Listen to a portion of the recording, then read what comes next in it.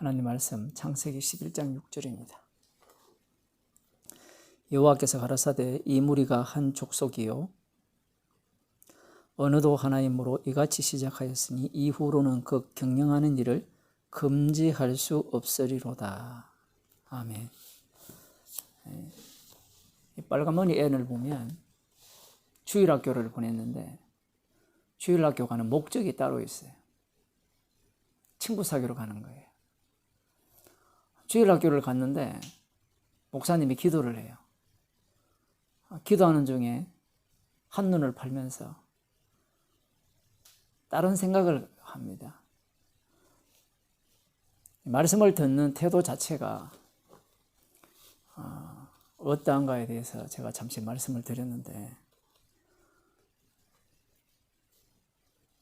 말씀을 대하는 태도, 말씀을 이렇게 매일 듣고 있지만 우리의 마음이 어디로 가 있는지는 주님이 아시겠죠. 오늘 본문을 보게 되면 또 우리를 좀 당황스럽게 하는 내용이 나옵니다. 여호와께서 가라사대 이 무리가 한 족속이요. 그러니까 노아의 후손들입니다. 한 족속이죠. 아담의 자손들이니까. 뭐 다른 족속이 없어요. 근본적으로. 이들을 언어를 이렇게 혼잡케 해서 온 땅에 흩는다 할지라도 다른 족속이 나올 수가 없습니다. 그렇죠. 노아의 자손들이니까. 언어도 하나이므로 말하는 이 말, 그러니까 쓰는 언어, 이것이 하나이므로 이들이 시작한 일이 무엇인가 하면 성과 대를 쌓아 하늘에 닿게 하여 우리 이름을 내고 지면에 흩어짐을 면하게 하자. 이런 일을 이들이 시작했다는 겁니다. 누가? 여호와 하나님 보시기에. 자, 그러면서 이제 여호와 하나님께서 무슨 말씀을 하시는가 하면 이후로는 그 경영하는 일을 금지할 수 없으리로다. 이렇게 성경이 되어 있어요. 표현이 놀랍지 않습니까? 이후로는 그 하는 일을 금지할 수 없으리로다. 사람의 아들들이 여기 보면 경영하다라는 표현이 나오는데 고안하다, 계획하다, 상상하다.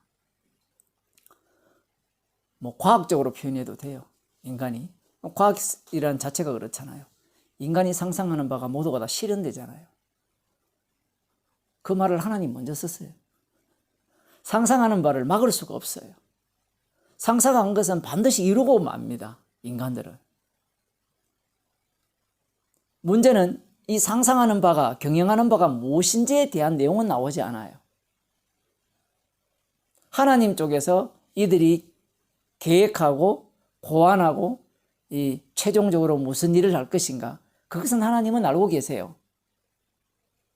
근데 그걸 막을 수 없다는 겁니다. 그러면 우린 이렇게 하나님께서 말씀하셨으면 막으면 되지 않느냐.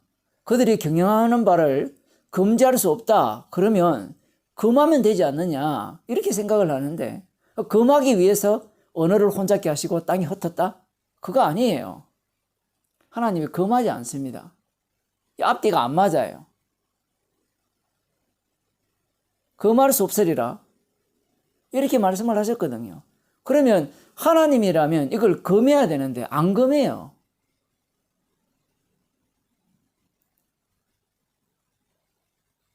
왜 금하지 않는가? 그들은 갈 때까지 가야 돼요.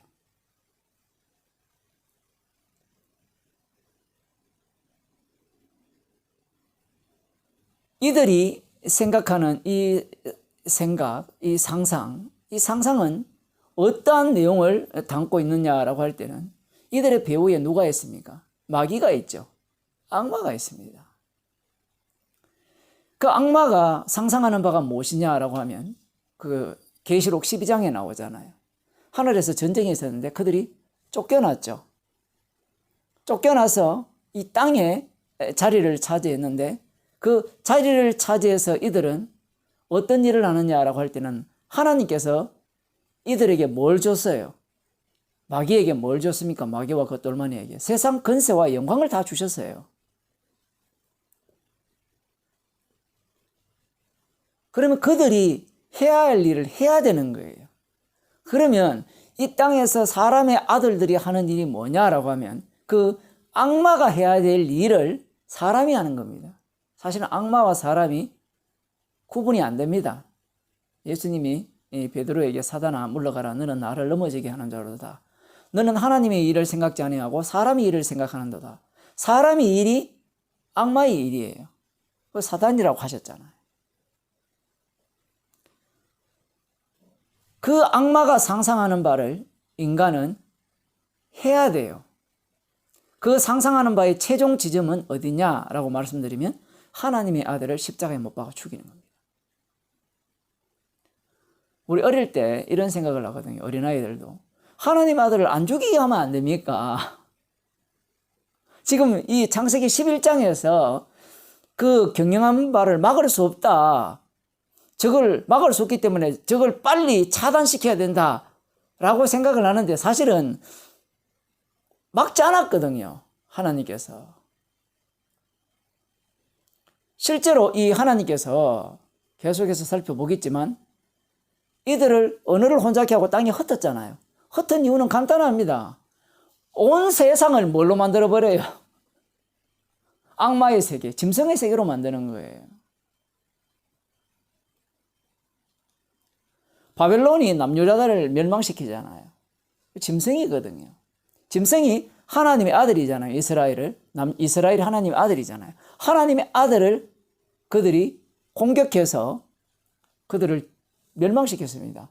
그러면 우리는 남유다가 범죄했기 때문에 멸망당하는 게 당연하지 않습니까? 하나님께서 바벨론을 몽둥이로 사용하지 않았습니까? 라고 이야기를 할 때 그걸로 끝나는 게 아니에요.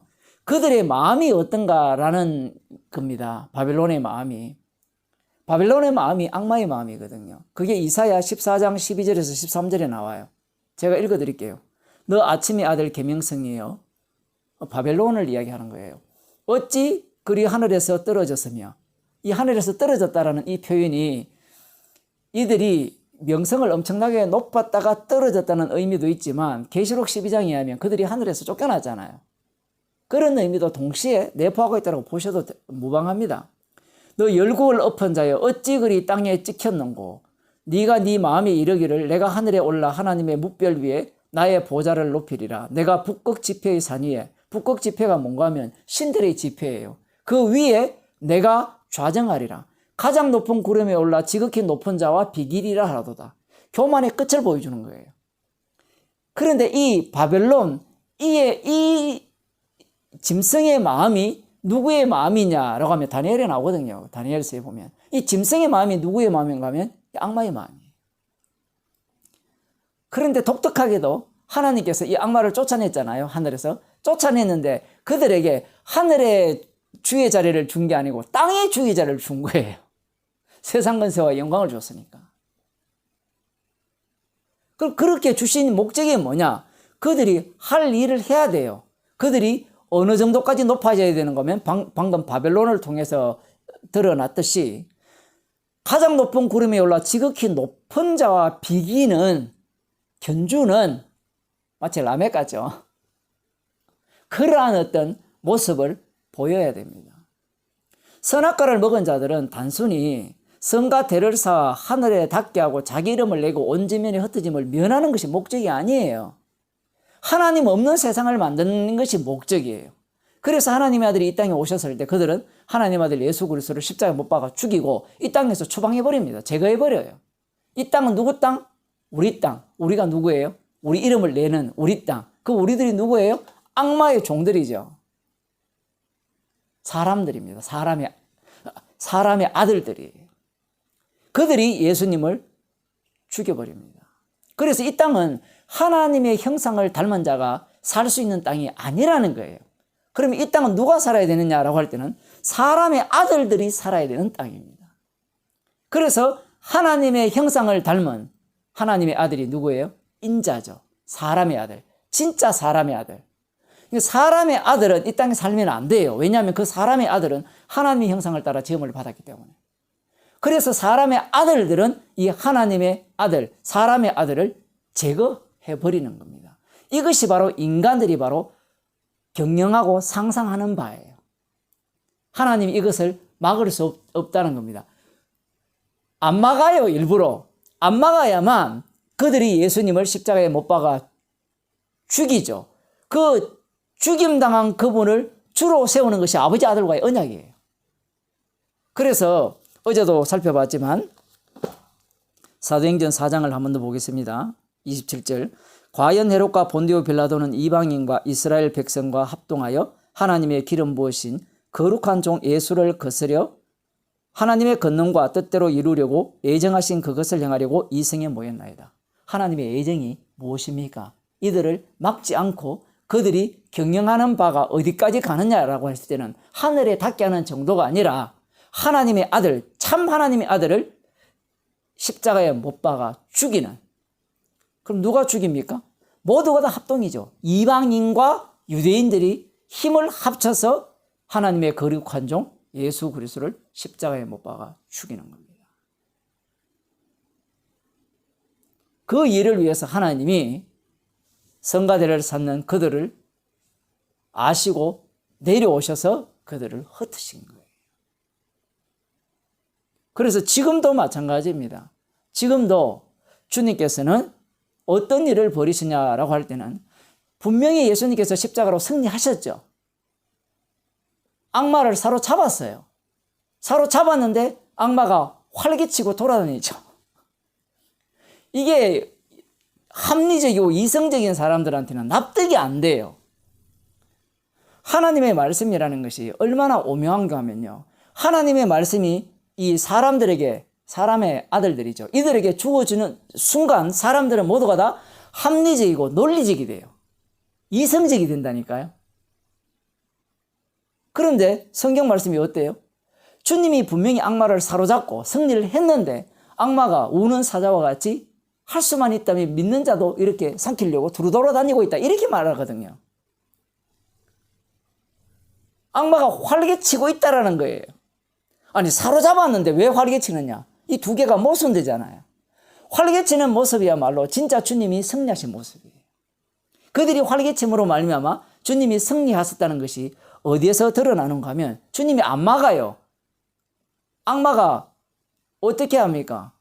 코로나 전국에서 전염병이 번지면 안 되니까 사람이 살아야 되니까 국가가 살아야 되니까 우리가 잘 먹고 잘 살아야 되니까 교회는 모이지 마시오. 그렇게 해야 돼요. 주님 저런 짐승 저 인간들 주님 할 수 없기 저 정권 빨리 어떻게 없애주옵소서. 그렇게 기도하는 사람 한둘이 아니에요. 제가 어제 유튜브를 좀 봤는데 자기는 목사들이에요. 인기 꽤 많아요. 한 20만 명이 이렇게 구독자가 있는데 굉장히 똑똑해요. 책도 많이 읽고 나이가 32살밖에 안 됐어요. 33살밖에 안 됐는데 그 사람이 이제 민주당을 이제 공격하는 거예요. 공격하는 이유가 뭐냐라고 하면 그들이 하는 정책 하나가 우리 이 기독교인들 전체를 이렇게 코너로 mon다는 거예요. 쉽게 말하면. 그러면서 하는 말이 뭐냐? 그럼 뭘 이야기하고 싶어 하느냐? 십자가 이야기 안 해요. 복음 이야기 안 해요. 주님이 그들을 활개치게 한다는 것을 몰라요. 주님이 그거 금하지 못해가지고 그거 목숨 하나 데려가지 못해서 살려두시겠어요? 자기 정인 만드는 세상이잖아요, 지금. 예수님이 이 땅에 오셔서 사람의 아들로 인자로서 추방당했잖아요. 죄를 지고 추방당했다면 성도들도 마찬가지입니다. 성도들도 성도들이잖아요. 그리스도의 몸이니까 사람의 아들이에요. 사람의 아들들이 아닙니다. 그러하다면 사람의 아들들에 의해서 사람의 아들은 성도들은 미움받고 폐법받게 되어 있는 거예요. 그러라고 주님이 그들을 살려주고 그들이 활개치고 정권을 잡고 권력을 행사하고 돈을 많이 주고 큰 소리 치게 하는 겁니다. 그렇게 해야 돼요. 언제까지 그렇게 할까요? 주님이 다시 오실 때까지. 진짜 애매하죠. 언제 옵니까? 와봐야 알죠. 그런데 성도는 이미 성령을 받았기 때문에 주님과 동행하는 겁니다. 기도하겠습니다. 하나님 아버지, 주님께서 인간들이 하나가 되어서 도모하고자 하는 것들을 다 알고 계시고 심지어 막을 수 없다라고 말씀하시면서 막지 아니하신 이유가 십자가에 달려 죽으신 예수 그리스도를 주로 세우시기 위한 아버지와 아들과의 언약을 위함임을 말씀을 통하여서 저희들에게 알려주심을 감사드립니다. 악마가 활개쳐야 되고 더욱더 힘을 발휘해야 되는 이유가 아들의 죽으심만을 증거하기 위해서, 십자가만을 이 땅에 반복시키기 하기 위해서, 십자가의 증인들을 주님께서 생산해내기 위해서 주께서 친히 막지 아니하시고 이미 승리하셨기에 그들을 더욱더 활개치게 하심을 저희들이 오히려 감사하는 주의 백성이 되게 하옵소서. 예수님 이름으로 기도드리옵나이다. 아멘.